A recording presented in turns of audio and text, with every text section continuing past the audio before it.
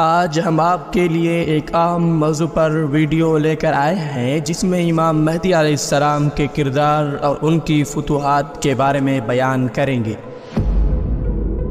یہ معلومات ہر مسلمان کے لیے اہم ہے کیونکہ امام مہدی علیہ السلام کا کردار آخری زمانے میں اسلام کی تجدید اور عظیم فتوحات کے ساتھ وابستہ ہے۔ روایت کے مطابق امام مہدی علیہ السلام ایک عظیم رہنما ہوں گے جن کا مشن دنیا میں اسلام کی حقیقی روح کو بحال کرنا ہوگا۔ آپ کا کردار نبی کریم صلی اللہ علیہ وآلہ وسلم کی سنت کی پیروی اور اسلامی اصولوں پر مبنی ہوگا۔ آپ دنیا میں عدل و انصاف قائم کریں گے اور ظالموں کے خلاف جہاد کریں گے۔ آپ کی فتوحات کی ابتدا ملک شام سے ہوگی جہاں آپ اسلامی فتوحات کے ہمراہ باطل طاقتوں کے خلاف جنگ کریں گے۔ ان فتوحات کے نتیجے میں اسلام کا بول بالا ہوگا اور دنیا کے مختلف حصوں میں اسلامی حکومتیں قائم ہوگی۔ امام مہدی علیہ السلام کی قیادت میں مسلم امہ کو ایک نئی طاقت اور عظمت حاصل ہوگی۔ روایت میں یہ بھی بیان کیا گیا ہے کہ امام مہدی علیہ السلام کی فتوحات کا سلسلہ اس قدر وسیع ہوگا کہ آپ کی حکومت پوری دنیا تک پھیل جائے گی۔